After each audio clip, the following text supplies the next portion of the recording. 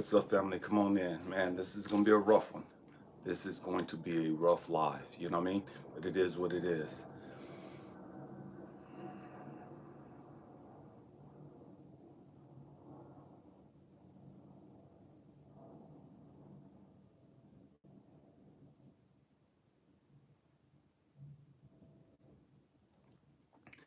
Man, family, it seemed like as though it, everything came against me to get this live going at the right time. You know what I mean?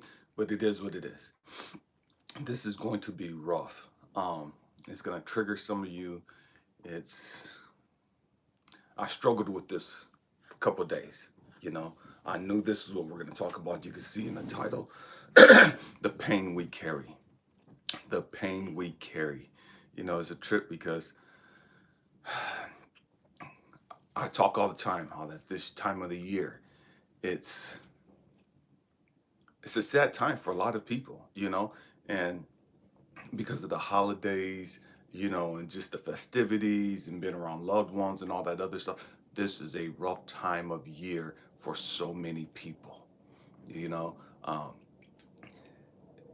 this is the time of year more suicides occur. Depression is at its highest. More Americans commit suicide from this time frame through the rest of the year. You know what I mean? Than any other time of the year. These 2 months, more people die in America from suicides. More people have seasonal depression. More people just in the funk, in the blues. You know what I mean? And man, we're gonna tackle some of that today. We're gonna look at a lot of that today. Okay, man, the pain we carry, the pain we carry. And it's a trip because you can't look at somebody and see the pain that they carry. You can't look at somebody and see all the hell that they've gone through. You can't look at somebody and see how much pressure they're up under. You can't see that looking at them. And so often we're so quick to judge other people. So often we're so quick to look at somebody else and say they ain't shit and they ain't whoop de whoop and blah blah. Never even knowing the amount of pain that they're up under. Never even knowing the pressure that they're up under. But we're quick to make a judgmental, what's the word I'm looking for? We're so quick to judge them. Man, as you guys come in, man, pray for me. You know what I mean? I need your prayers on this one. You know what I mean? I need your prayers on this one. I struggled with this for 2 days. I really didn't make a video yesterday because this was on my heart. But I knew that I had to do this live. I knew that this had to be a live stream. And so I struggled with this all day yesterday. Thursday, I saw a clip. I believe it was Thursday. I saw a clip, man, bless you. I can't even the bright one I am. Yeah, bless you. Thank you for being here. I saw a video clip Thursday of a young lady being interviewed. I never seen this lady before, and it messed me up. It messed me up, and I had to get some of my tea. It messed me up because this young lady was the life partner. What's up with you, Leave a Love? I'm glad that you made it here. This young lady was the life partner of Dolph, this rapper that passed away last year. I guess Wednesday or Thursday, one of those days. It was the 1 year anniversary. It was the 1 year anniversary of this young man's passing. This young lady was on this video, and they have 2 kids together. This rapper and her have 2 kids together, and she talked about this guy's life. She talked about how much of a loving person he was. He talked about how much he cared and how genuine and heartfelt he was, and just all this other stuff. The side that we normally don't see of people.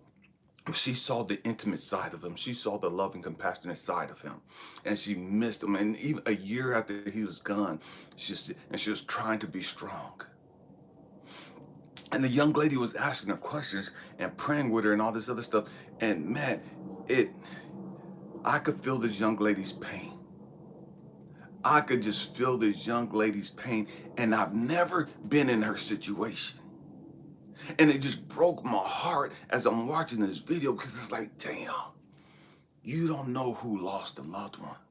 What's up with you, Jose? You don't know who's going through what they're going through right now.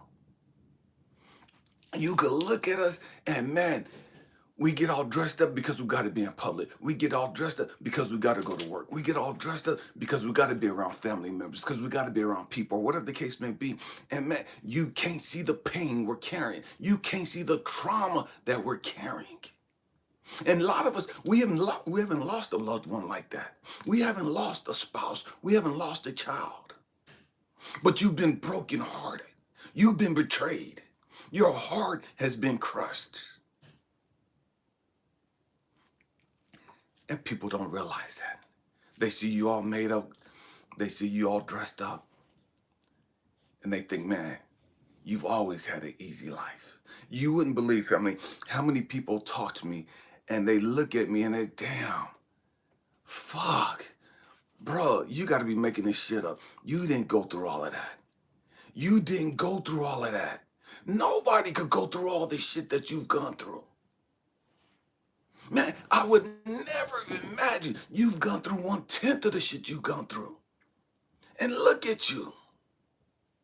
This ain't about me, family. This is about the millions of people walking the planet today that's hurt, that's broken, that spirit is crushed. And we're being judgmental against them.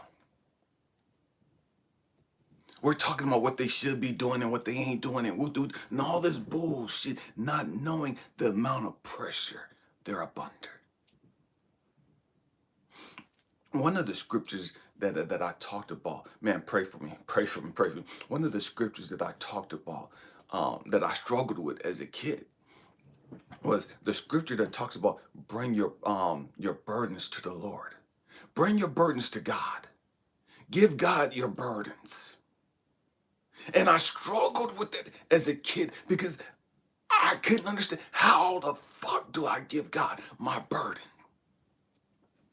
And nobody explained that to me. I had a whole lot of burdens that I was trying to give to God, that I thought I gave to God. Nobody explained that process. And because nobody had the ability to explain that process to me, it made me grow up thinking that God didn't give a fuck about me and my pain and my suffering. I knew that God, quote unquote, loved me, but it didn't seem like he loved me at that time. It seemed like that motherfucker had a vendetta against me. It seemed like that motherfucker was mad at me. Because why would he allow me to go through so much bullshit?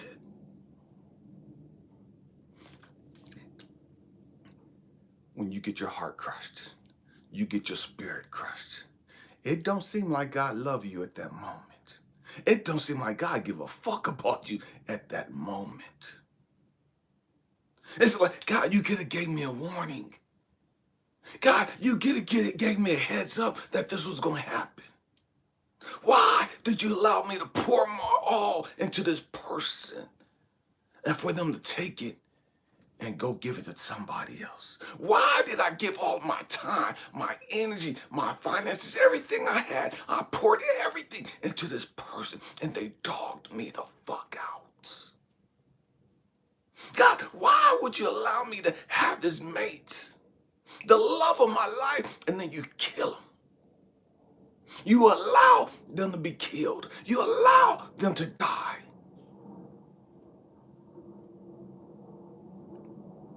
How am I supposed to give my pain to God? How am I supposed to give my burdens to the Lord? When he seen my fucking pain, he could pick them up and carry them for me. He could take this shit from me. He could snap his finger and everything be cool. And the truth be told, many of us pleaded with God. Many of us struggled with this process and we begged God to take this shit from us. We've lost loved ones and we beg God to bring them back. Don't take them. Not now. Not now. I'm not ready to live this life alone without them. I can't handle this shit. God, don't take my mama. God, don't take my daddy. God, don't take my sister. Don't take my brother. Don't take my baby boy. Don't take my baby girl. God, out of all the people, please don't take my. And many of us pleaded this prayer. Many of us is laid on the ground, prostrate, man, pleading and screaming and begging God not to take somebody that we cared about.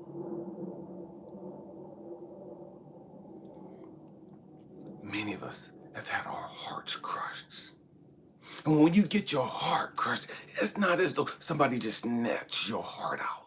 It's they snatch it out, throw it, squeeze it in their fucking hands, throw it on the fucking ground, and take their foot and just stamp it and just squish it into the fucking dirt. That's what the fucking pain feels like. While they smiling at you the whole damn time. I'm talking about the pain we carry. The pain we carry. And everybody can't see that pain. Everybody don't understand that we're up under that much pain. And so as this kid, man, who saw his daddy murder his mom right in front of him. As this little kid who was sexually molested at church twice. I'm crying out to God, God, take this away from me. God, take this pain away. Why me? Why do I have to go through all of this? What did I do to deserve this pain? How the fuck am I supposed to live my life? And my mama's dead and my daddy's in a fucking penitentiary.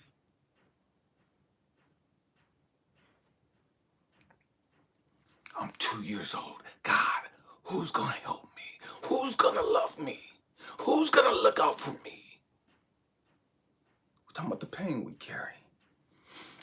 And the trip is going to church, praying, fasting, reading the word. That didn't help the pain. That didn't eliminate the pain.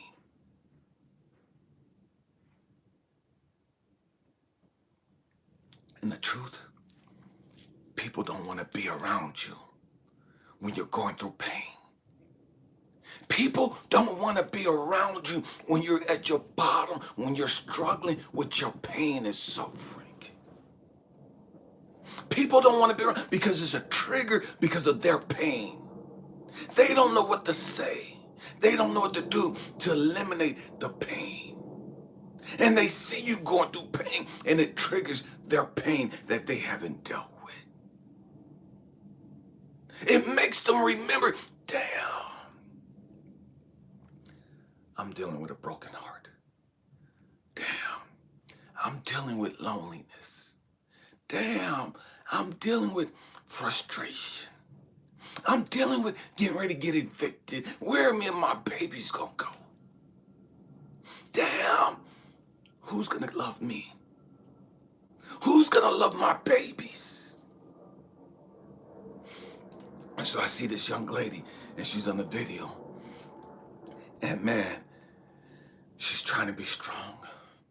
She has 2 kids. And see, here's the trip. Man, you guys know that 2015, I lost my wife to breast cancer. As hard as that was for me, as challenging as that was for me, as painful as that was for me, as mad and angry as I got at God for that, God had to show me something. He said, Elijah, you have time. You got time to spend with your wife. The doctors gave you 6 months max. And if all you have is another 6 months, enjoy that shit. You got 6 months. Other people ain't got that. Other people's loved ones are taken just like that. Other people's loved ones are taken in a car accident, a stroke, a heart attack, a stray bullet.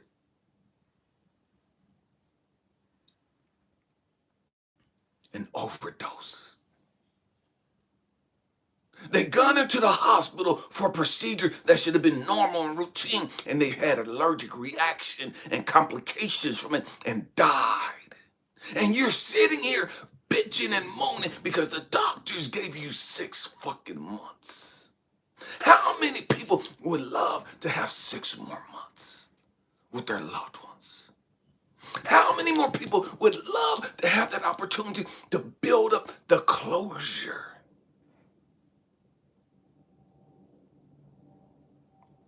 They gave you 6 months. If she lives another year, they gave you 6 months. So I'm sitting there and I'm thinking about this young lady and so many more. Kobe Bryant's wife. Man, he's always got in a helicopter and traveled. That was normal. That was routine for him. She's taking his daughter and some other people to a game. Routine thing, normal.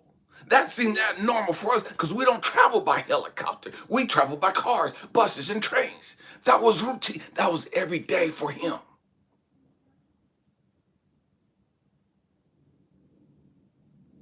It was no big deal for him and his kids and his wife to get in a helicopter and to go somewhere. So his daughter, man, she's in a helicopter with him. His wife had no idea that would be the last time she'd see her baby girl. His wife had no idea, Vanessa, she had no idea that would be the last time she saw her husband. And after Kobe died, the world mourned. The world was in a state of shock. We loved Kobe from a distance. We cared about Vanessa from a distance. We cared about Gigi, his little daughter, and all those other people from a distance. We didn't know them intimately.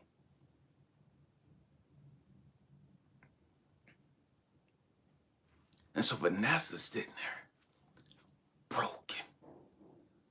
Her world is fucked up. She got other kids she has to take care of. She has other kids, she has other daughters she got to be strong for. How can she be strong for her other daughters and her strength, her power, her man is gone? Her covering, her protector,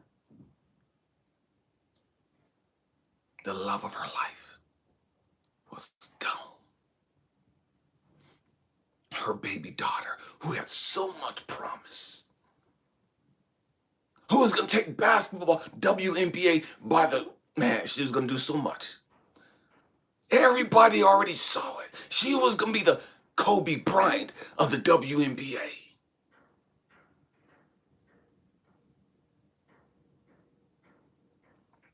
Colleges was already offering her scholarships, and she was just in junior high school.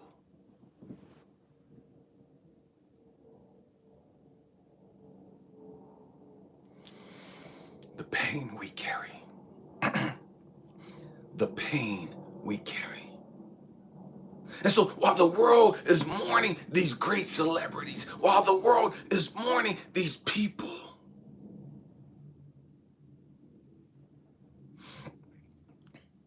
and we talk about, man, the world won't be the same. The rap game won't be the same. Whatever era, genre of music or whatever entertainment that they did, it won't be the same. There's been so many celebrities, young, that have passed away. I believe it was Ricky Dean that crashed. Young kid. And we talk about these people and we've never touched them. We talk about these people and we've never been in their space. We've never held their hands. We've never given them an embrace. And we talk about, man, what a tragic loss. How do their family feel?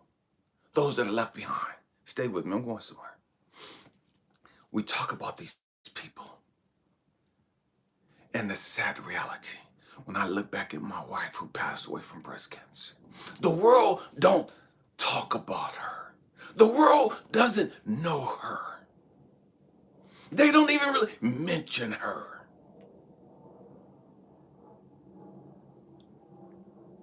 Not like Kobe Bryant. Not like the passing of Kobe Bryant. Not like the passing of Nipsey Hussle. Not like the passing of Adolf or Dolph, whatever the guy's name, the rapper was. No disrespect intended. It was just his anniversary, 1 year anniversary of his murder on, say, Wednesday or Thursday. And so the world talks about these people. Man, they put up all these murals all over the place about these people. They're all over social media with pictures and videos of these people. And I'm looking at his life partner. I'm listening to his life partner who knew him better than anyone else. And she's talking about the struggles. See, we struggle because we miss their entertainment. We miss their energy. We miss their rap. We miss their gift to humanity. She misses his embrace. She misses his smell. She misses his voice. She misses his gentle touch. She misses his kiss. She misses him taking her out to eat and just doing something with her. She misses him laughing and giggling and being that little kid. She misses him laying in bed and just chopping it up with her.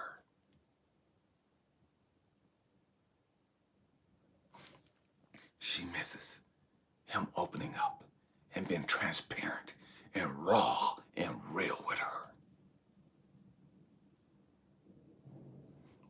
We can't compare our losses to Kobe, our losses of Kobe, our losses of Chadwick Boseman, the actor who played Black Panther.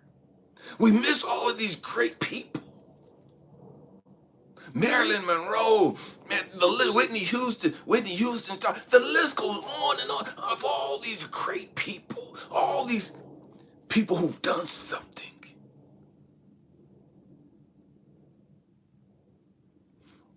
And we talk about, dang, it'll never be the same.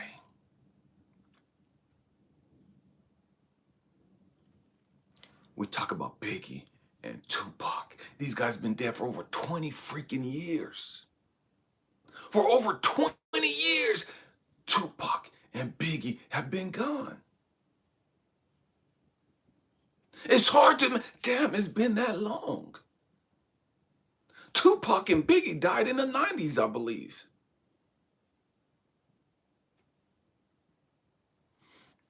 And we talk about them as though it was just a couple years ago.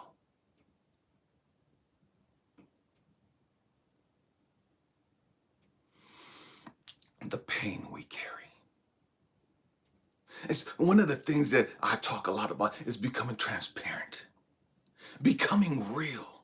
We have to learn how to become transparent with each other. But we're scared as hell of being transparent because we don't want somebody to see us broken. We don't want somebody to see us fucked up because I'm still hurting over this loss. I'm still trying to navigate my way through this brokenness. I'm still trying to navigate my way through this dark fucking cloud hanging over my life. I'm vulnerable as fuck.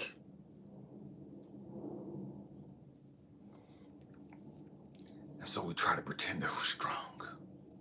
We try to pretend, man, I got it together. And as soon as the lights go out, as soon as the cameras are off, as soon as we're by ourselves, we're shook. We're shook. We're a scared little fucking kid.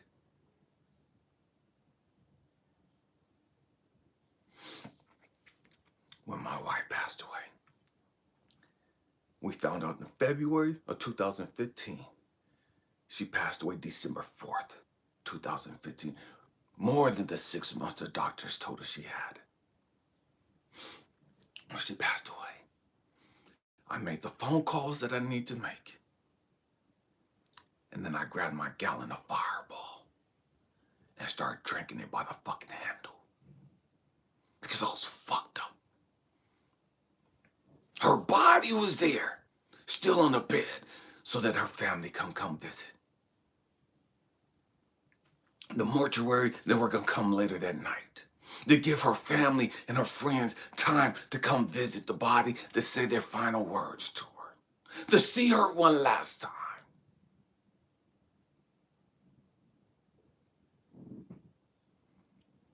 And so I'm walking around with my bottle and I'm drinking it, trying to wash my sorrow away, trying to wash my pain away. And that the truth be told, so many of us, we mask our pain in alcohol. We mask our pain in pills. We mask our pain with working out. We mask our pain with doing all kind of shit. We put on makeup. We get all dolled up. We get all purdied up. Because we don't want people to see the pain.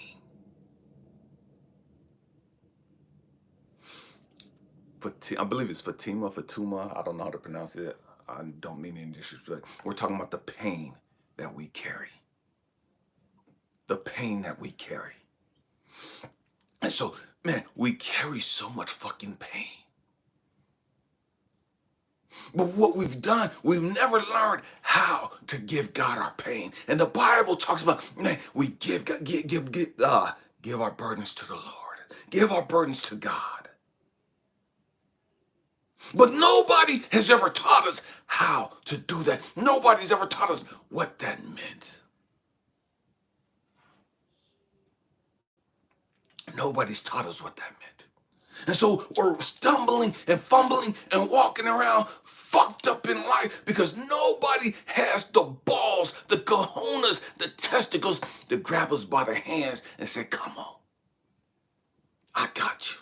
Nobody has the courage to put their arm around you and say, I got you. I'm in this with you. Where you stumble, I stumble. Where you eat, I eat. Where you lay your head, I'll lay my head. I'll walk this fucking painful journey with you until you're able to stand on your own 2 fucking feet.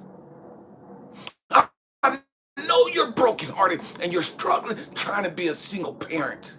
And it's hard and it's frustrating. And everybody has their judgments on single parents.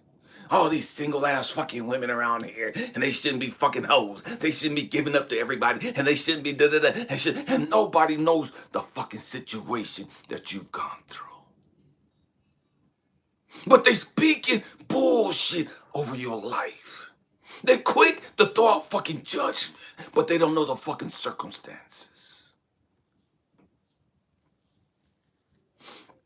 This is a grown folk channel. We talk about real shit here. How many women have been raped in this fucking country? And we act like they gotta just pick their shit up and go on like ain't shit happened. How many people have been molested in this fucking country? Not just raped as far as women, because guys get raped too. Guys get molested too. Let's keep this shit real. How can you have gone through some traumatic bullshit like that and it not fuck you up? It not make you distrusting? It not make you hateful? It not make you nervous of being around other people?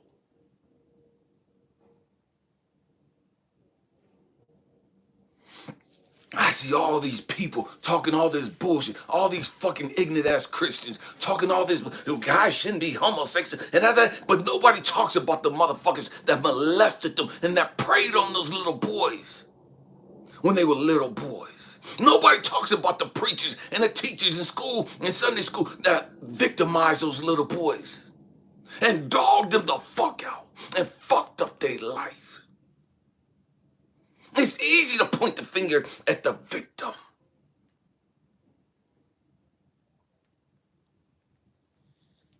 In the Catholic Church, you got all these priests, and not all of them. We're not generalizing shit. You know what I mean? That's not what we do here. You got all these priests that have dogged out all these kids. And then they just get moved around like chess pieces on a fucking board game. And the little kids are fucking suffering. And they grow up into young men fucking struggling with their sexuality, struggling with their manhood.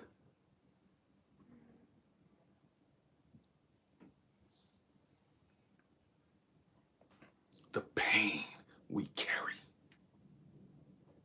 And so you got all these young men, all these young men whose daddy hated them, who's beat the snot out of them, who abused them. All these young kids grew up mamas that are jealous of their beauty, jealous that they got the daddy's attention, jealous that they got all the love and praise from the family, and nobody paid attention to the raggedy, nappy-headed mama. And so now the mama hates you. The mama is jealous of you because her man loved you more than he loved her. The man don't want shit to do with her raggedy ass no more, but he wants his daughter.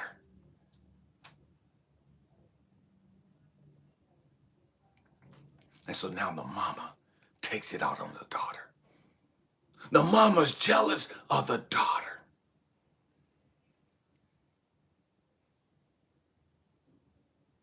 The mama's jealous that her man don't want shit to do with her no more.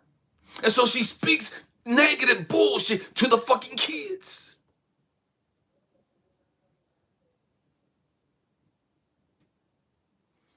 And the kids grow up not even real that they've been poisoned towards their daddy.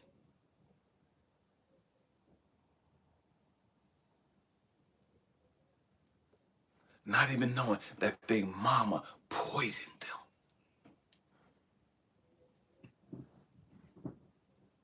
Because she was fucking hurt. She poisoned them because she was carrying fucking pain. And so she didn't want the kids loving the daddy and caring on about the daddy because the daddy don't want shit to do with her. So she wanted the kids to see the daddy in a bad light. I'm talking about the pain we carry. See, we all have different types of pain. We all have different types of experiences in life.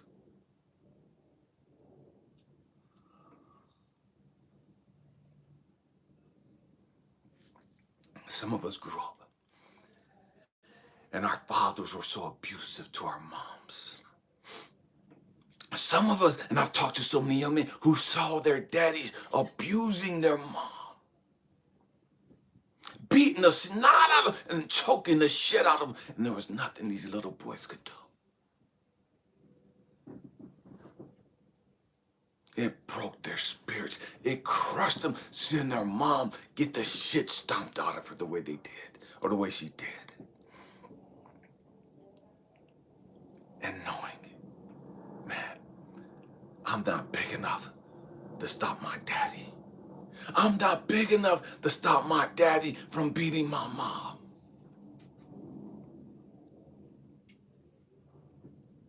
And that fucks with us.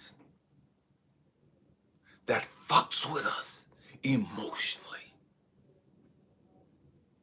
Because now we take on this mentality, I'm not good enough. I'm not strong enough. I'm not courageous enough. And that starts us down a path of self-hatred. Because we couldn't protect our mamas. Because we couldn't protect our siblings from getting abused. We can protect our baby sisters or older sisters from being molested and raped. But we knew the shit was going on.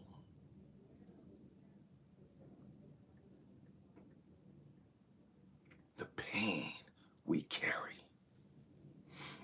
So I'm struggling. God, how do I give you my fucking pain? God, how do I give you this bullshit? You're fucking all know. You already know the pain that I'm carrying. How do we give you this pain? How do we give you our burdens? How do we just lay our burdens at your feet?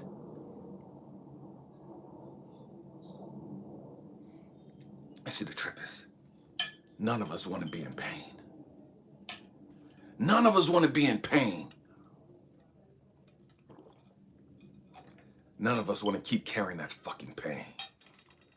If we could have got rid of the pain 15, 20, 30, 40, 50 years ago, we would have. I'm saying this again for some of you self-righteous motherfuckers that's watching. If people could have gotten rid of their pain a long time ago, they would have got rid of the fucking pain. We can't just magically snap our fucking fingers and our pain disappear. I couldn't just snap my fingers, sprinkle gold dust, and my white came back. The cancer did. I couldn't do that. And truth be told, I got mad at God because God wouldn't do that. I was angry at God because God is all powerful. He could have stopped the shit from happening. God is all powerful. He could have cured the fucking cancer just like that. God is all powerful. He could have stopped my raggedy, ratchet ass daddy from being the way that he was. God is all powerful. He could have stopped my daddy from murdering my mama right in front of me.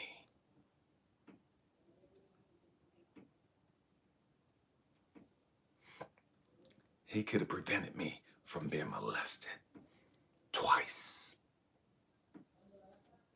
He could have prevented my sorry ass family for saying all the stupid shit about me as a fucking kid that fucked up my self-esteem. He could have prevented all them wretched ass women breaking my fucking heart.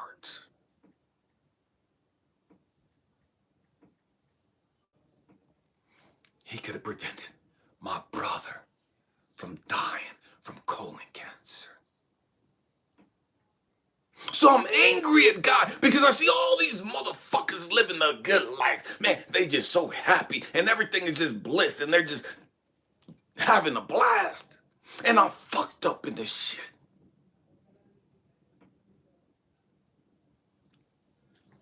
Why me? Why me? I started looking at all these other people. I started looking at all these celebrities. Because rich people die too. Rich people die too. Bill Jobs, one of the founders of Apple, I believe it was, all the billions that he had, all the power that he had.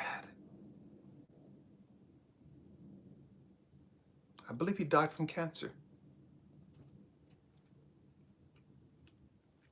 All the money, all the connections he had couldn't save him. What's up, family? I don't even know how to derail. All the money Bill Jobs had couldn't cure him. Couldn't save him. Chadwick Boseman, man, did a damn good job in Black Panther. Nobody knew he had cancer at the time. Nobody knew he was struggling with cancer during the filming of the whole fucking movie.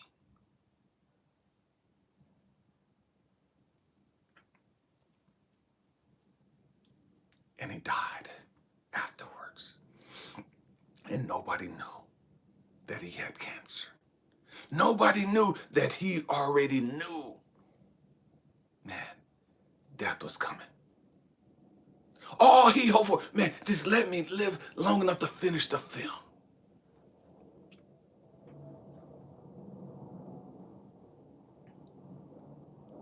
Man, we carry pain. All the money he had, all the connections he had,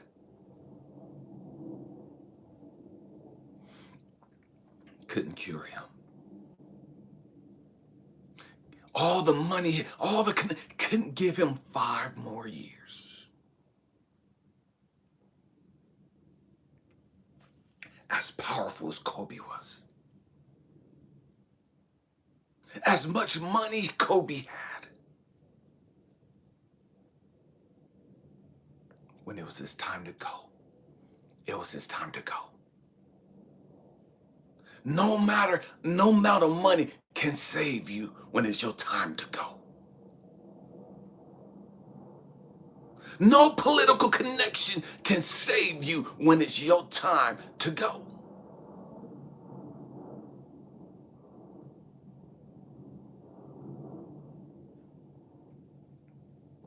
It don't matter what you've done in your life. It don't matter how many people you've helped. It don't matter what you did, what you didn't do. When it's your time to go, it's a done deal. It's a done data. You can't argue. You can't plead. Well, you can plead all you want to. You can beg for all the time, more time you want to. It don't matter. What's up with you, Yamela? When it's your time to go, it's your time to go. And your family is left behind. Those that love you are left behind, trying to pick up the fucking pieces, trying to make sense of it all.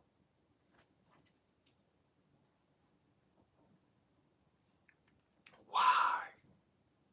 Why did they have to go that way? Why did they have to go right now? There was so much more that they could have done. There was so much more that they should have done. I remember my wife coming out the room. And after a while, what's good, young force? Man, after a while, because I took off work and I stayed home with her because I wanted to spend as much time with her as I could. So I'm in the house with her, and she walks out the room, and she sits on the floor, and tears are running down her eyes. And I'm trying not to let her see me cry. And she said, man, I get it now. And I'm like, what are you talking about? She's talking, man, I understand why you were always sending out those text messages. And I was always, every day I would get up and I would send out text messages to like 200 something people. Just groups, different groups I had. Just a word for the day, a thought of the day. Just trying to point to people's lives. Whether they read them or not, man, I don't know. You know what I mean? But I sent it. And she used to get mad at me because I would send them. And now she's sitting there and the tears are running down her eyes. And she's sitting there, man, I don't want to die. There's so much more I want to do. There's so much more that I can do. There's so much more that I could do with my life. There's so much more that I've learned. I just want to help people. I just want to show people that there's a better way. Man, how can I live longer so that I can help people, that I can take my story and help people, that I can take my story of being raped, and I can take my story of having cancer, and my mama and my daddy, how can I share my story with the world? How can I share my story with these young girls? I don't want to die with my story in me. I don't want to die like this. There's so much more I can give. There's so much more I can share. There's so many people that I know if I told them my story, it would help them. And I'm sitting there, and the tears are rolling down my eyes. Because I get it. I get it. I can't help her. I can't make the cancer disappear. I can't make the cancer go away. I can't add years or months to her life. But what I can do, I can continue to heal. I can continue to deal with my fucking pain. And I can reach out and help as many people as possible. To pour into the lives of everybody that I can. Of becoming transparent. Why?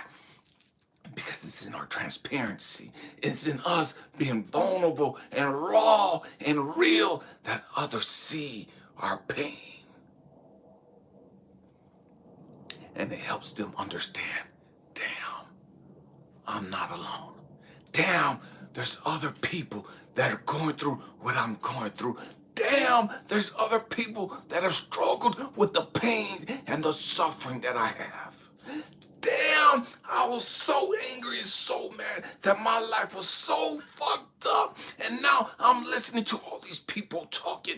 And man, the truth be told, their life was more fucked up than mine. They've lost so much more than I did. They carry so much more pain and suffering and trauma than I do. I thought nobody got me. I thought nobody understood me because I'm looking at my raggedy, wretched, sorry-ass fucking family and they don't get it. And so I'm thinking nobody in the world gets me. Nobody in the world understands me because I'm looking at the wrong fucking people.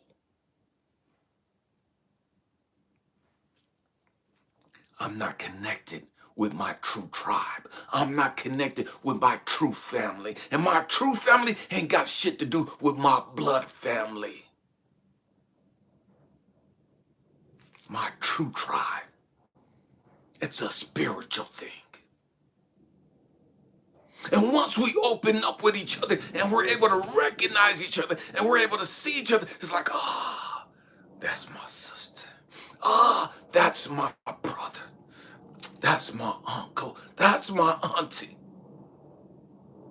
They get me. They see me. They see the real me. They see the real me. No matter how much makeup I put on, no matter how I dress, no matter how swollen, yoked I get, they see the real me.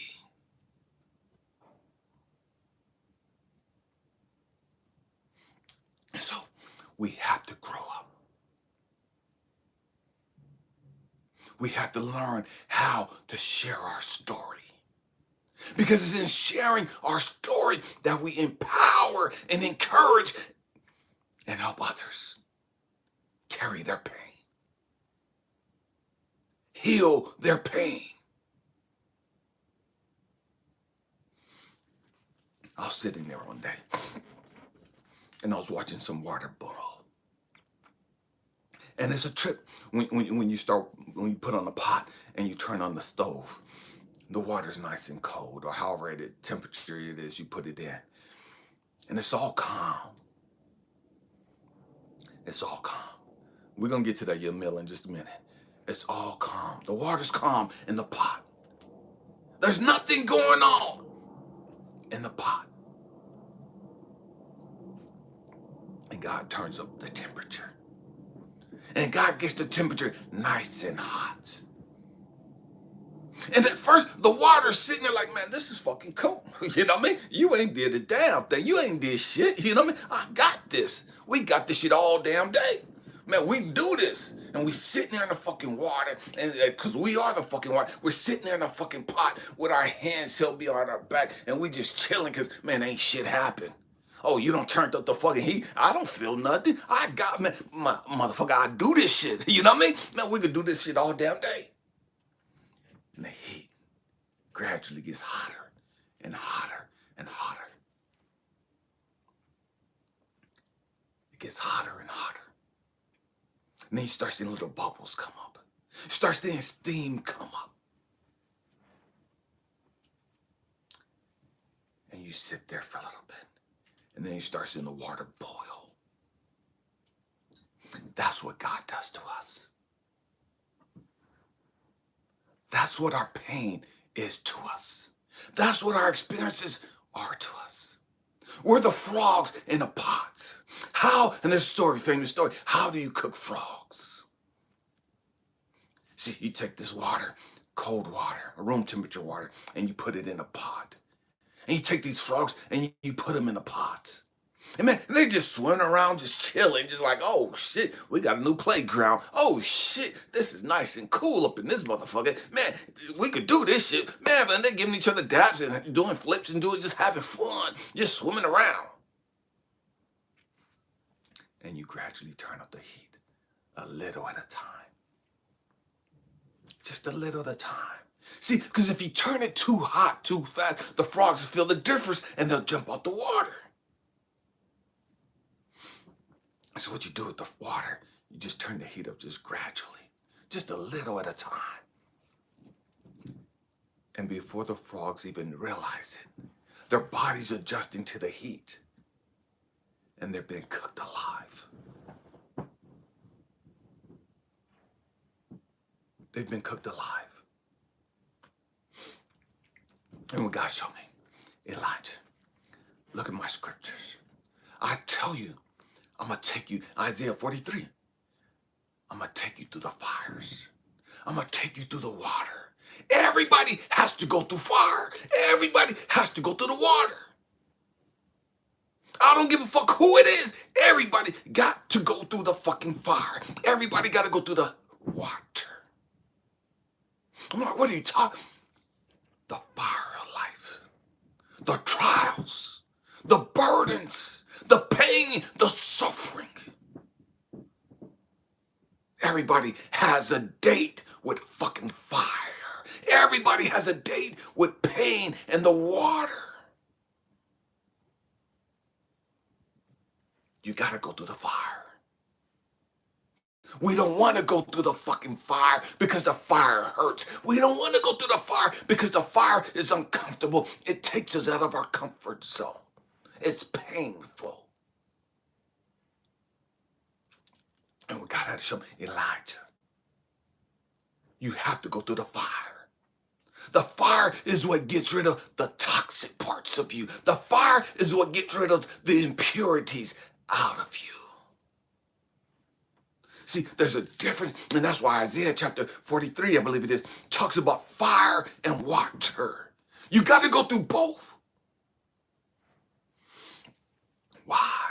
See, you could take a bath. You could just take some water, a water hose, whatever, a shower, man, and that'll just clean the superficial, the surface aspects of you. The water cleanses the outside of you.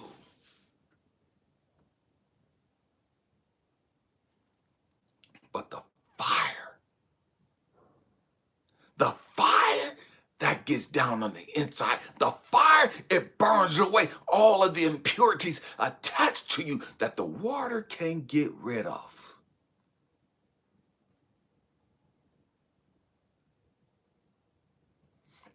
So you got to go through the fire. You got to go through the water. Fatima, this is all part of the dark night of the soul. Everything we're talking about is the dark night of the soul. It's the pain when you hit your brokenness, the pain of you hitting your rock bottom, the pain of going through all of this painful shit. And nobody's understanding, and you're walking around in a fucking cloud. And what I mean, the cloud, like a dark cloud. It's like no matter where you go, it's fucking pain, it's tragedy, it's hurt, it's a fucking mess. It's dealing with your shit. Dealing with the real you. Helping you come into a greater understanding of who you are and why you're here. See, what God has shown me, man, when I went through all the shit that I went through. Understand, stay with me for a second. So, let's walk down my life real quick. And then I want you, as I'm walking down my life, I want you to walk down your life. Okay? So, as a baby, my father rejected me. Verbally and physically abusive to me. My mama been murdered by my daddy when I'm 2 years old. I got the blood all over me from him stabbing her 49 fucking times. I'm screaming out. I'm screaming out and agonizing. I'm screaming out as this helpless, hopeless fucking kid. See, some of us, we misconstrue the dark night of the soul as a one-time event. No, you missed it. The dark night of the soul, the whole, it's your whole life. Because it's everything built on top of each other. It's step by step. And so what God showed me was like, Elijah, you came into the world and your daddy rejected you at that early age. Your daddy abused you at that early age. Then you saw him murder your mama. And that made you feel even more helpless. That made you feel even more vulnerable. That made you feel even less weak. And so now you sit up and you start growing up and you have this complex of wanting to fit in. Why do you want to fit in? Why do you want to be? Because your daddy rejected you. Your daddy hated you. Your daddy abused you. So you just looking to be accepted. But that comes from your daddy abandoning you and hating you. That comes from your daddy killing your mama right there in front of you. Showing you how fucking powerless you are. Then, at the age of 6, you get molested twice in church. Understand, your dark night of the soul is your whole life journey.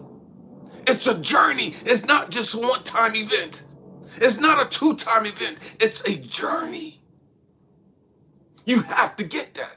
So at the age of 6, I'm molested twice.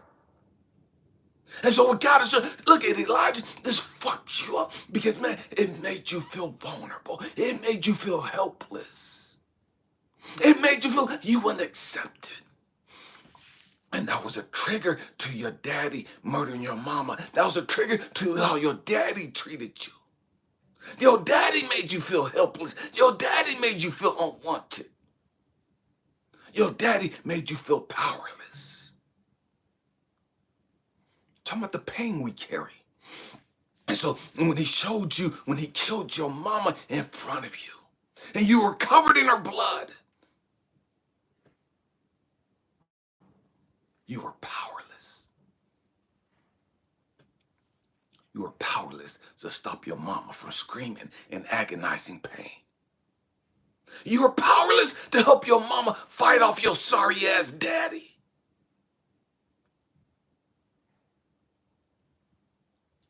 And then you got molested. And that made you feel even more powerless. That made you even feel less than a man. You just a 6-year-old boy. And so you grew up. And you wanted to be this strong motherfucker. You wanted to be Captain Save-A-Fucking-Hole. You wanted to defend all the broken and down and out. You wanted to defend everybody going through hell. Why were you like that? Because your daddy abused you, and because you saw your daddy beat the fuck out of your mama and kill her. You saw these guys abuse you, and so now you got this mentality, man, I gotta save everybody. I gotta protect everybody. I'm not letting nobody get fucked up. I'm not letting nobody get abused and neglected and mistreated. Because you saw that shit. You've been there. Been there, done that. And so now, move forward. You grow up. You yoke the fuck up. And you think that makes you a man. Because you got all these fucking muscles. You got all these fucking tattoos. And motherfuckers looking at you. Nah, I'm not fucking with that motherfucker. You know, that motherfucker don't look right. That motherfucker ain't wrapped too tight. That motherfucker kick you in your fucking throat without hesitating. That mother will slap the dog shit out your bitch ass. No. Don't fuck with that one. You can fuck with everybody else, but that one, man, he got some marbles missing. He's got some screws missing. And I wanted that mentality. I wanted that. Why? Because I'm still dealing with the fucking pain that I carry of not being strong enough, not being big enough to help my mama. to stop my sorry ass daddy, to stop these dudes from doing the shit they did to me. So my mentality, another motherfucking dude that never abused me, another motherfucking dude that never stepped to me sideways again. Because I'm still hurt. I'm still carrying that pain. And so what God do, he flipped the script. He flipped the script. Because I got some size to me now. I'm tatted up. I look like I just got out the fucking penitentiary. I look like I just got out the fucking insane asylum. Wishing a motherfucker would walk up to me to say, because I got a whole lot of anger to release on somebody. And so what God do, he flipped the script. Dudes no longer hurt me. Now it's women. Talking about dark nights of the soul. Now I'm dating these women, I'm marrying these women, and they're leaving me. Now I'm struggling trying to raise my 2 babies all by myself as a single father. All tatted up, all these muscles, and I don't know how to be a healthy father. Got all these fucking tattoos, all this fucking strength, but I don't really know how to be loving and compassionate, nurturing.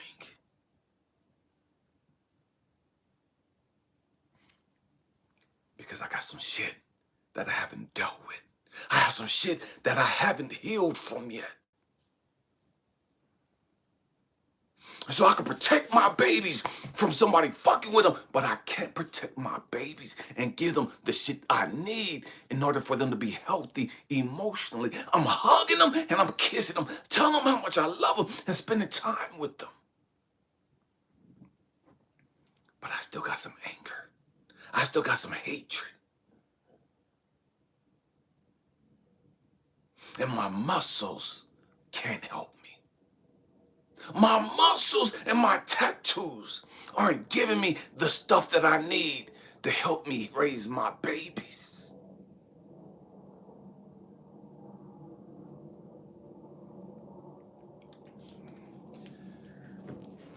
Let's move forward. 2014.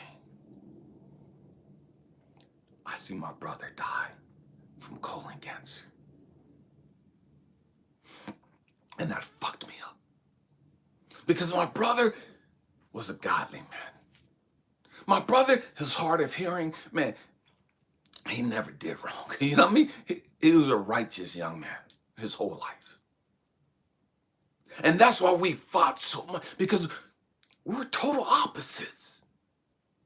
I'm wanting to just wild the fuck out and just do stupid shit. And he's just, man, just loving, compassionate, giving God. You know what I mean? Just the heart of God. And I'm fucking seed of Chucky. You know what I mean? I'm just on some stupid shit because of my fucking baggage. Because of my fucking pain. I want to be loving and like him, but I don't know how to be like him. I see him, man, he's just weak. He's sorry, but man, I'm straight from the hood. I'm laced up in this shit. Man, I'm fucking hard as hell and whoop. Man, I ain't got time to be weak, but I want to learn how to be loving and compassionate and giving and nurturing like him. But I don't know how to be.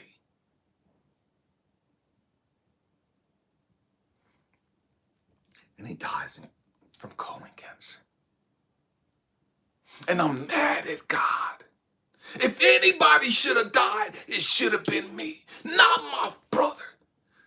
Why is it the good ones that always get taken out the fucking game early? Why is it the righteous ones always going through this bullshit? And you look around and the world is filled with all these evil, mean, self-righteous, judgmental motherfuckers doing all this corrupt shit. And they living long and happy, prosperous lives, and the righteous are being taken out. I'm mad at God, angry as fuck.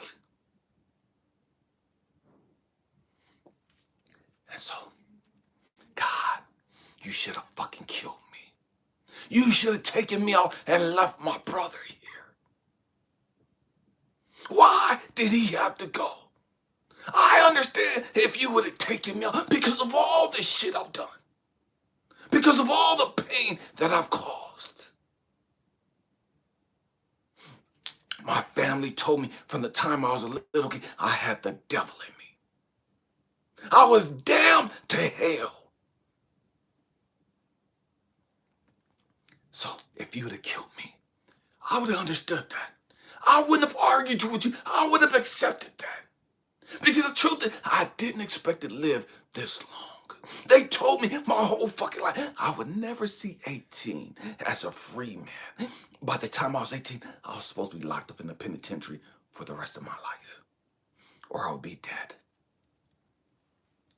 So I didn't expect to live this fucking long.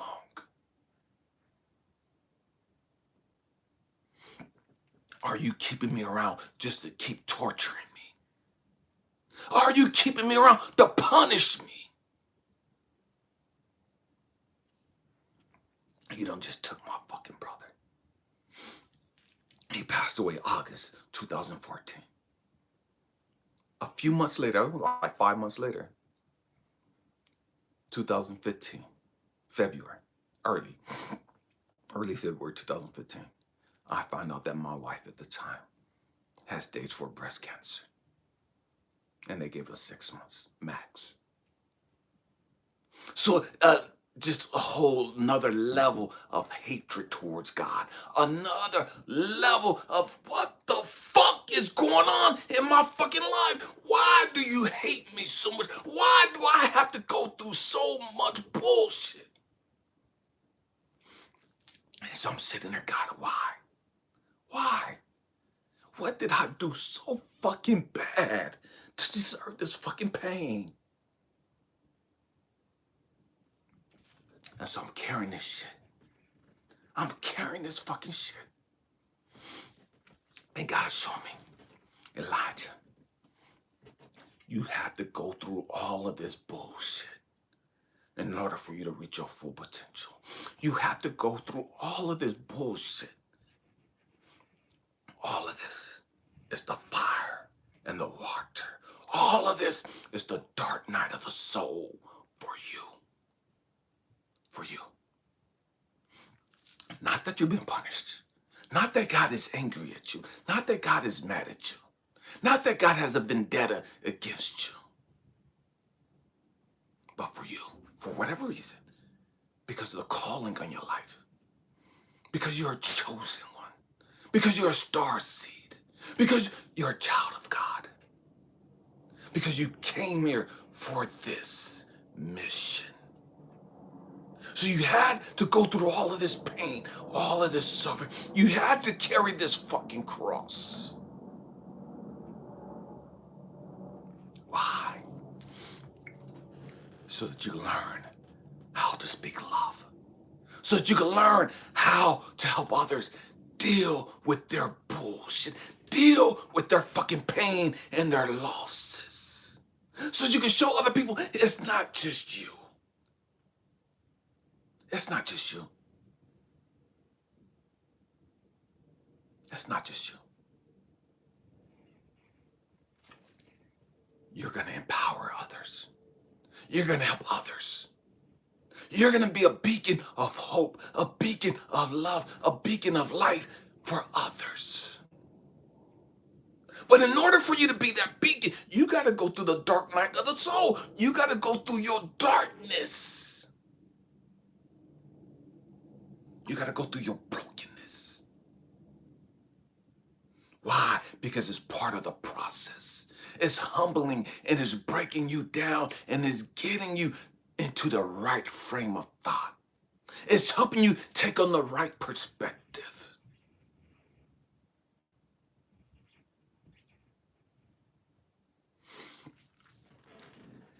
God, how do I give you my brokenness? How do I give you my pain?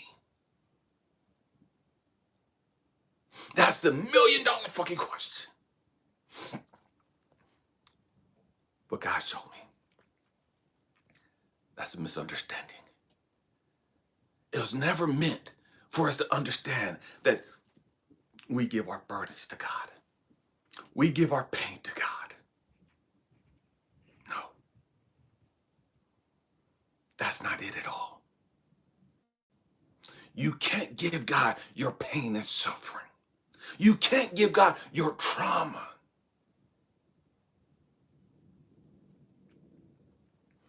You got to carry that shit. You got to go through the process. You have to go through the process. The trip was, I had to learn, and this was one of the hardest things. I had to learn how to trust God. When I was a kid, there was in the 70s, this group, Andre Crouch, the singer, Andre Crouch. Andre Crouch. I want to say Crouche, I believe. Maybe there's not an E at the end, I don't know. But Andre Crouch had this song that my aunt was this great musician, great singer in the church. She would sing this song all the time. Through it all. Through it all. And I don't know why, but as a kid, when she sung that song, it would fuck me up. I never understood it. As a kid, when she sung that song, the tears would just run down my eyes as a kid in church. That song would have me so fucked up. Through it all. Through it all, I've learned to trust in Jesus. Through it all, I've learned to trust in God. I've had many good times. I've had many sorrow. I've had highs and I've had lows. But through it all, I've learned to trust in God. You guys hear me talk on this channel so much about meditating. Meditating, getting in alignment with God, getting in connection with God. Why? You have to learn how to be in alignment with God. You have to learn how to trust in God. It don't matter what you're going through. You had better learn how to humble your fucking self and meditate. And see, we taught in Christianity and in religion to pray. The late Dr. Miles Monroe said, praying is you talking to God. Praying is you crying out to God. God, give me, God, help me, God, da, da, da, da. That's you doing all the fucking talking. Meditating is you learning how to shut the fuck up and listening to God. See, we know how to talk. We know how to pray. But we don't know how to meditate. We don't know how to listen to God. We don't know how to hear the voice of God. And so what God was showing me through all of this shit that I've gone through, I had to learn to meditate. To meditate. It wasn't so much that I needed to pray, because God knew what my thoughts were before I did. God knew my fucking pain. He was there. He saw it. He felt it. I don't need to tell God how I feel. He already knows. I need to understand the will of God. And I can't get that from praying. I get that from meditating. Meditating. Meditating puts me in alignment with God. Meditating connects me with God. That's where I get my power from. Now that I'm meditating and I'm connected to God, now I understand the scripture. Man, all things work together for the good. You guys hear me say all the time, man, everything's always working out for me. But when I'm praying and crying out to God and and I'm in pain and suffering, man, I don't feel like everything's working out for me. I feel like the whole world is against me. I feel like God has turned his back on me because I'm in so much fucking pain. I can't see how this shit is working out for me.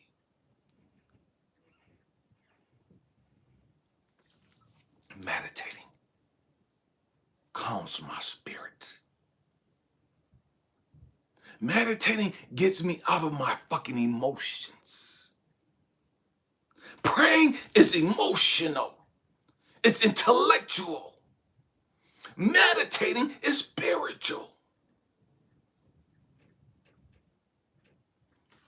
So meditating gets me in alignment with God. Meditating.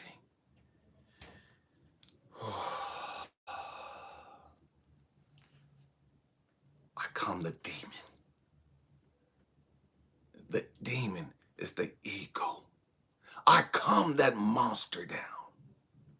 I don't let it just go all on rage and anger and bitterness and hatred and whoop.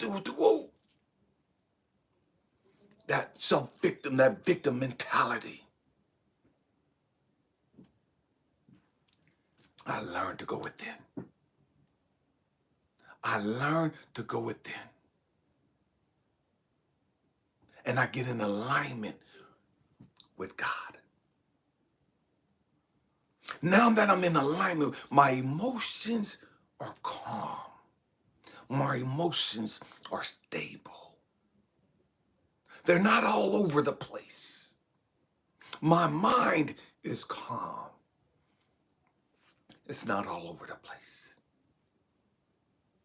Why? Because my frequency now is God.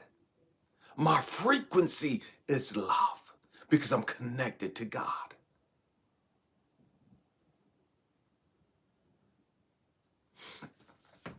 How do you give your burdens and all that stuff to God? You meditate. You meditate. You have to learn how to meditate. And don't let nobody tell you what's the right way for you to meditate. Because meditating, there's 8 billion people on this fucking planet. And meditating, man, we all have our own unique way of connecting with God. So how I meditate may not be your way of meditating. How this person meditates may not be your way of meditating. And if you basing your way of meditating on everybody else, you're going to be fucked up in the game. Because you're going to be sitting there thinking you got to do it this way. And you're not feeling right. And it's not connecting you to God. Because you're trying to do it their way. And God has said, no, that's not for you.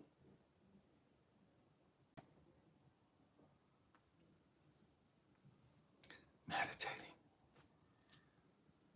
is God talking to us. Meditating is God feeding us, God strengthening us through meditating.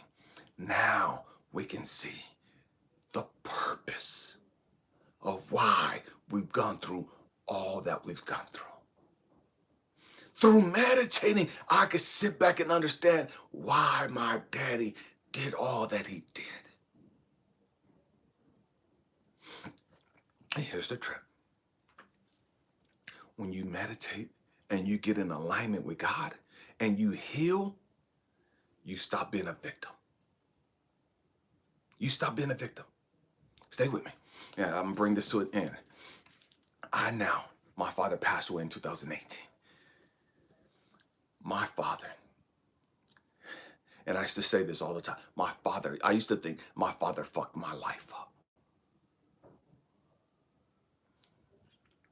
My father was the first being in my life that had such a great impact. And damn, he had a big impact. You know what I mean? Just being real. My father had such a huge impact on my life. Again, he rejected me because I was left-handed. He rejected me because I was a mama's boy. He rejected me because I looked like my mama. And then he murdered my mama in front of me.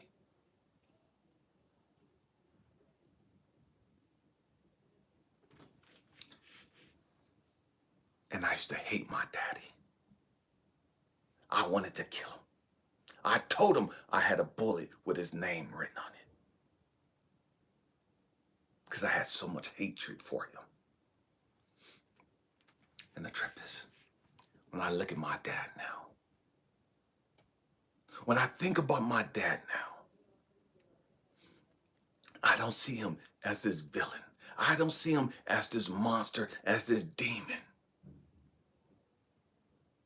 I see my Father as one of my greatest teachers. I see my Father as a great beacon in my life. Because of my Father, I got on the path that I needed to be on. Nobody hurt me like my daddy did. Nobody caused me the pain like my daddy did.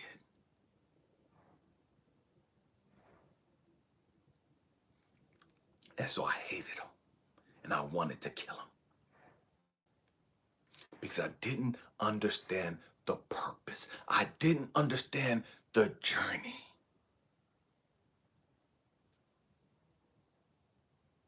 So when I look at all these women that have broke my heart, when I look at all these women that have dogged me the fuck out, when I look at my brother passing away from colon cancer, and my wife passing away from breast cancer the next year, I sit back and I miss them. I'm not gonna lie and say that I don't miss them. I miss them. But I'm grateful for their presence. I'm grateful that they took on the role, that they became the teachers that they were. Because without that experience in my life, without me watching them pass away, I wouldn't be who I am. I wouldn't be who I am had I not gone through all of the pain and suffering that I went through. So it's all of them, my daddy, my aunties and family members that have dogged me the fuck out. Fucked up Christian fanatics that dogged me out. All of these people that hurt me so much. When I get connected to God, I see them not from my emotional state. Man, fuck these sorry ass motherfucking Christians. They ain't shit with do. Fuck my sorry ass daddy. That motherfucker, all he ever did was brought me pain and something like that. No, I don't see them from that because that's ego. That's emotions. I see them from the eyes of God. I see them from the heart of God because I'm connected to God. I'm in alignment with God. And now I'm able to look back over them. It's like, damn. Through it all, they were teaching me to learn to love myself. Through it all, they were teaching me to learn to value life. They were teaching me through it all, man, you got one life to live. How can you be a beacon of hope, of love, if you've never been through darkness?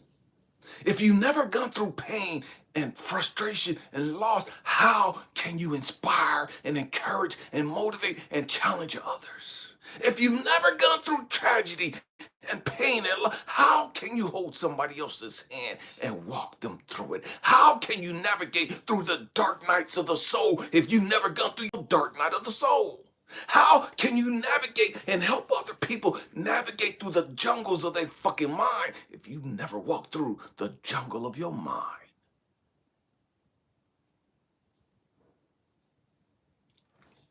So I sat back and looked at it from a totally different perspective.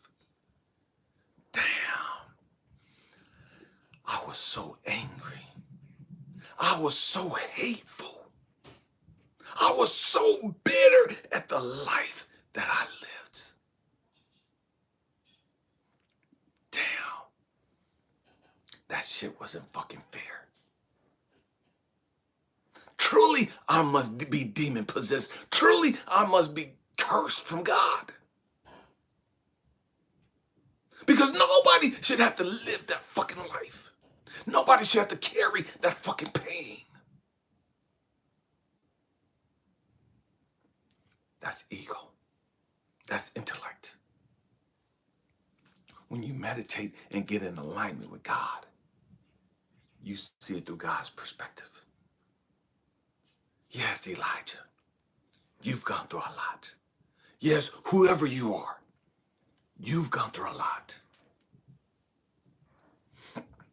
But don't get stuck in the past. Don't get stuck carrying the fucking pain. How do you release the pain? How do you let go of the pain? You flip the bitch. And what I mean flip the bitch? You convert the energy. And you can only convert that energy. You can only transmute that energy. You guys hear me talk about being an alchemist. You can only do that by being connected to God. As long as I'm my ego, as long as I'm in my intellect, I'm always gonna be emotional. I'm always gonna be logical and practical. Being connected to God shows me a better way, a more loving way, a more nurturing way, the only way to reach my full potential. What I mean, I take all of the stuff that I've gone through, all of the pain, all of the suffering, all of the tragedy, all of the losses. I take it and I convert that energy attached to it. The energy attached to losing my wife. The energy attached to losing my only brother. The energy attached to having all these women walk out of my life and tell me I wasn't shit. The energy attached to being molested as a kid. The energy attached to my father murdering my mama right in front of me. The energy attached to my father rejecting me and hating me and abusing me. Now that I'm connected to God, I could transmute all of that energy. I could flip all of that energy and make that energy productive, powerful, positive, to give me the strength, the stamina to get up on these videos, to be able to talk and share my life and to be a beacon of hope, of love to others. I take all of that hate, all of this shit that I've gone through, and I change the energy attached to it. From being a victim, from being hateful, full of bitterness and ungratefulness. And now I sit back and it's like, damn. I'm so grateful of all of the shit that I've gone through. I'm so grateful that my daddy came here and he did all the shit that he did. He was willing to be hated. He was willing to have his only son want to fucking kill him.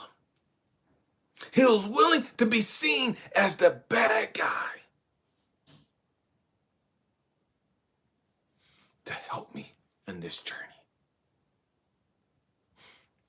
All the people that molested me, all the people that abandoned me, all the people that speak evil on me, all the people that now still that's so fucking hateful and just on some stupid shit, whatever it is that they dealing with. I'm grateful for them. I bless them. Why? Because I take their energy, all the hateful, all the bitterness, the brokenness, whatever energy that they send my way. There's a lot of motherfuckers that still try to speak curses over my life. There's a lot of motherfuckers that still try to wish evil and pain and hate and hurt on me. And I'm grateful for them. I bless them. I'm grateful for the energy that they're giving me because I'm able to transmute it, to change it into energy that's useful to help me go further on my journey, to help me to be able to do more, to be a beacon of love, of hope, to be able to speak more love and compassion and healing into the lives of others.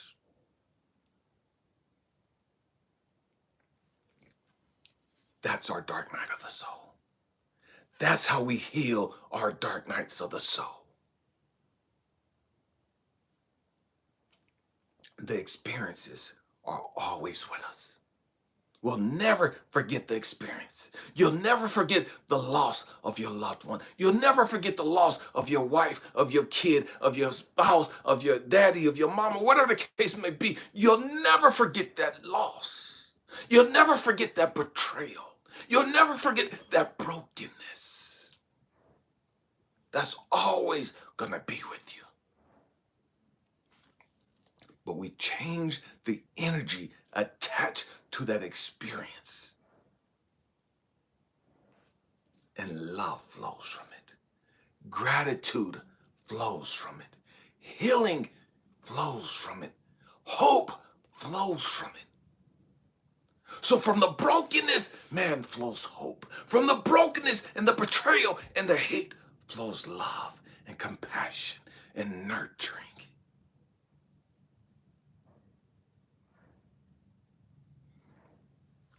And you can only get that by being in alignment with God, by learning how to heal,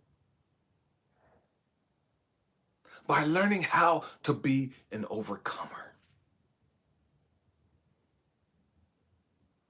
Man, I hope and pray that I've shared something that's helped you, that will help you make sense of it all. You didn't go through all that you've gone through because you're a bad guy, because you're unlovable. You didn't go through all the shit that you've gone through as punishment. I'm sitting there and my queen is laying right in front of me. I would have never had the opportunity and the privilege of meeting this young lady, of being married and connected to this young lady, had I not gone through what I've had to go through. See, the truth is we can't see our future. And so many of us feel like, man, I'm never going to get over this. I'm never going to get past this broken relationship. I'm never going to get past this betrayal. I'm never going to get past this person betraying me and breaking my heart and dogging me the fuck up. I'm never going to get past losing my loved one. And we always say that because in our mind, our intellect, man, we're stuck. We're stuck there.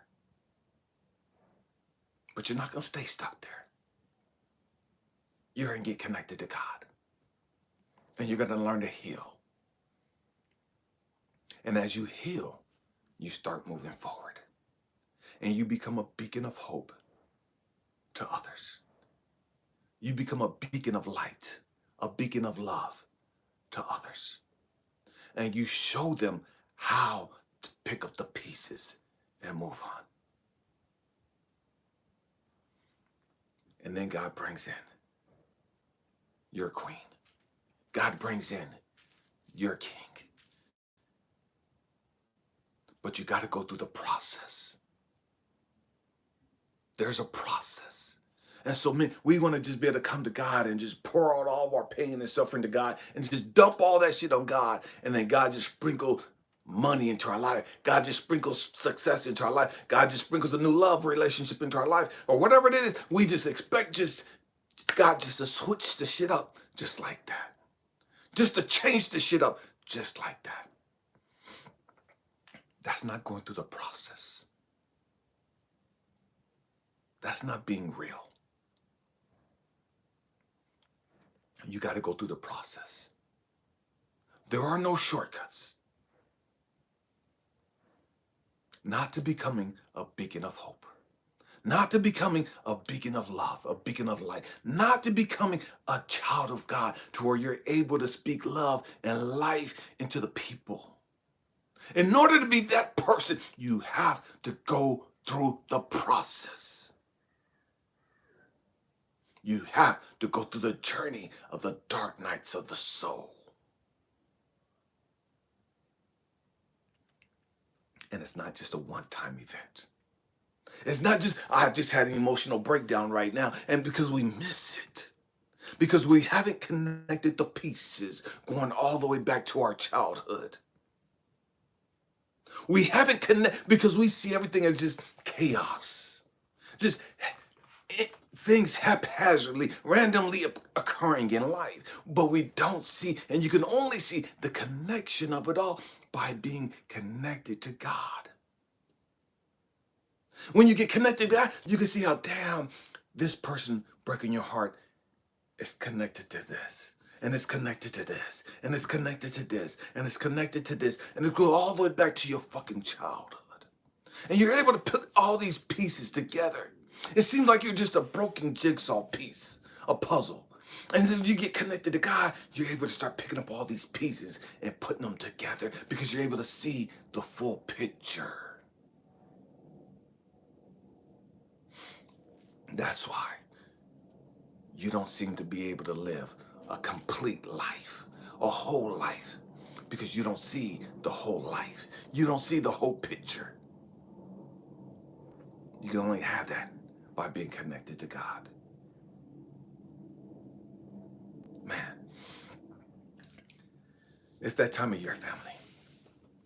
It's always that time of year where people are hurting, people are suffering, people are broken. It don't matter how they mask it. Whether they smoking, whether they drinking, whether they just got all this makeup on, whether they're all tatted up, whether they got big muscles, whatever. People mask their pain.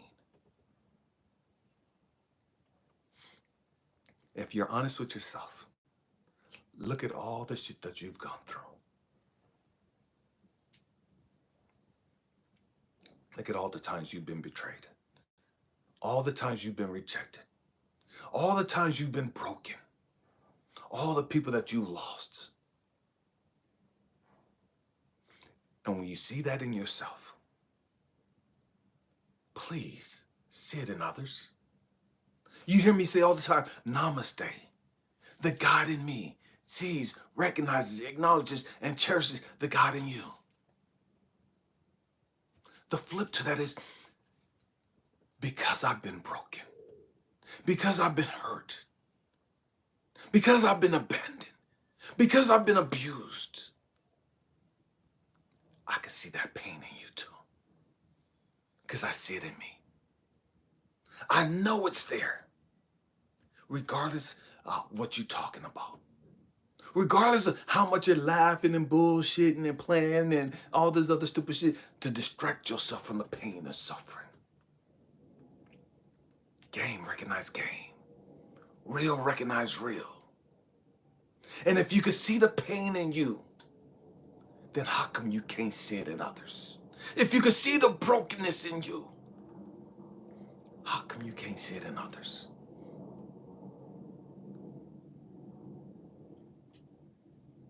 Man, may we become more loving, more patient, more kind, more tolerant. We don't know what other people have gone through. We know they've gone through some stuff, just like we have. And the truth is, we're trying to find our way through. And so are they. We have different ways of doing that. But we're all trying to find our way. We're all wanting and trying to be healed. We just don't know how. That's why you see people strung out on dope. They just want to be healed. They just don't know how to get healed. That's why you see all these people chasing relationships. Because they're broken. They're thinking a relationship is going to make them feel whole. All they want is to feel whole. All they want is to feel complete. They're broken. That's why you see these women and guys jumping in and out of relationships. Man, they're just trying to feel whole. That's why you see people chasing the bag so hard, because they think by getting the bag, getting the money, that's going to make me feel good. That's going to make me feel whole. They're broken. And they're just trying to find their way. Some people chase education. They get all these degrees because that's going to make them feel whole. So they think. They have 5 doctorate degrees and they still don't know who the fuck they are. They have 5 doctorate degrees, don't know why the fuck they're here. And they've never dealt with their bullshit. I'm CEO of blah, blah, blah, blah, blah, and I'm still fucking lonely. And I'm still fucking broken on the inside.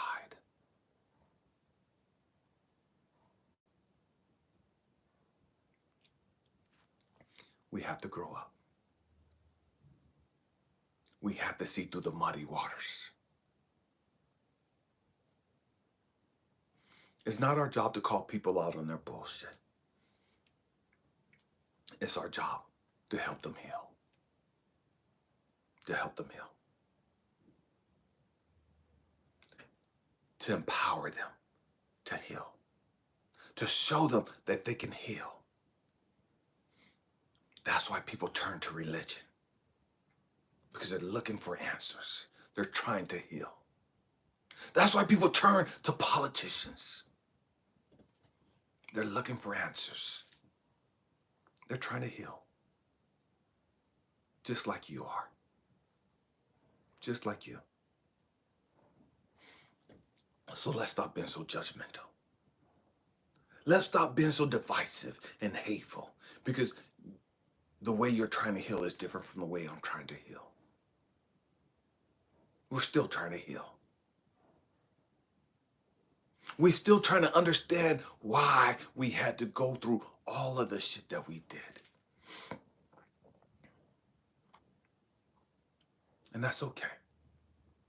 That's part of the process. Stop being so hard on yourself. Stop comparing yourself to everybody else. Stop thinking less than of yourself because you don't have a boo, because you don't have money, because you don't have this and all this other stuff. Stop doing that shit. And get connected to God. Not religion. God. And God is within you. He's always been within you. I don't give a fuck what you've done. I don't give a fuck where you've been. God is right there with you. Just waiting for you to get connected with him. Waiting for you to surrender to him. And that's a trigger for a lot of us. Most of us, we're fed up. You know what I mean? We're done. You know what I mean? I ain't got another one left. And that word surrender is a trigger. It's a trigger. Because we've gone through so much. I've done so much trying to fit in. I've done so much trying to be liked. I've done so much trying to seeking validation and approval from my boss and my coworker and my business partner and blah, blah, blah, blah, my wife and my boo and my kids. And I've done so much trying to be liked by them, so much to be loved by them. And it didn't work. I've gone to church and them motherfuckers was mad at me and talking about me the way I dressed and da-da-da-da and all. We've done so much trying to fit in. Trying to get connected to everybody, everything else. And now, I'm asking you to get connected to God.